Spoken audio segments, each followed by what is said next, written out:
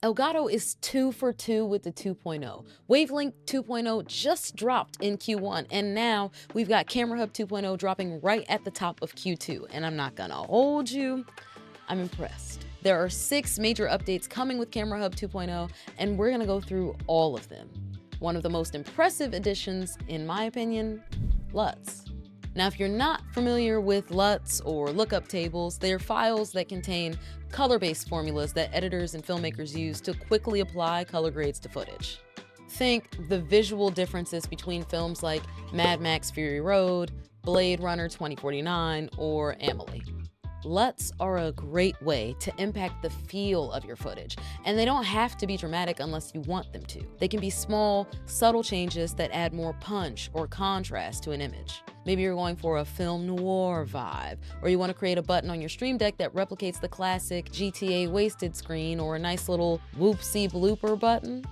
Or maybe you just want your background RGB lighting to be a little bit bolder or a different color. Using LUTs to bring these ideas to life makes perfect sense.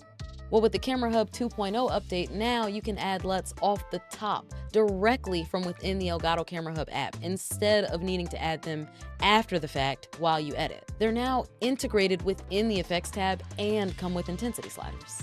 If you're super experienced with LUTs or create your own, you can even import your personal PNG and .cube LUTs. And for those who've been using the AI background feature to swap out the environment it looks like you're sitting in, you can, in fact, apply your LUTs to the virtual backgrounds using a toggle feature.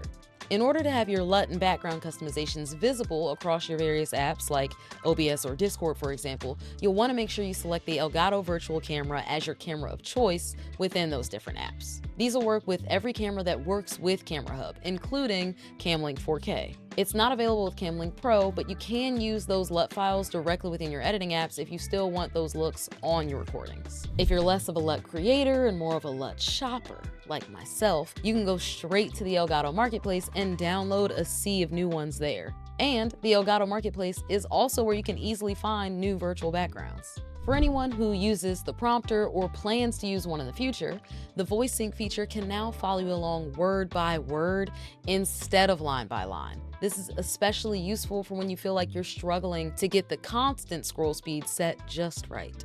Additionally, VoiceSync now supports even more languages, adding Finnish, Greek, Japanese, Korean, Polish, Romanian, Russian, Swedish, Turkish, and Vietnamese. Now, of course, it wouldn't be Elgato without a Stream Deck plugin, and honestly, they hit the nail on the head with these.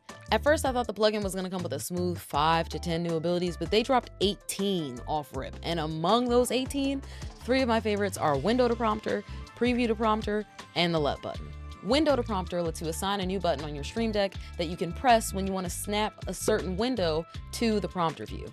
So for all of my multi-monitor having gamers, now you won't have to click and drag 3 miles to tab your friend's streams up on your prompter.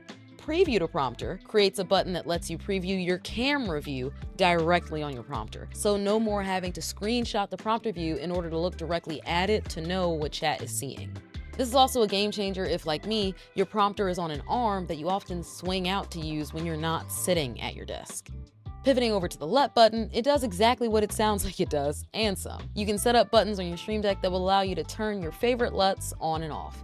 And you can see a preview of your LUT on the button. I forgot to mention this earlier, but within the Elgato Camera Hub 2.0 update, you're able to set custom thumbnails for your LUTs of your camera view with the LUT on, showing you exactly what your camera would look like with each LUT. And those thumbnails are the ones that appear when you make LUT buttons on your Stream Deck. It's also possible to create multi-action buttons for LUT and scene changes.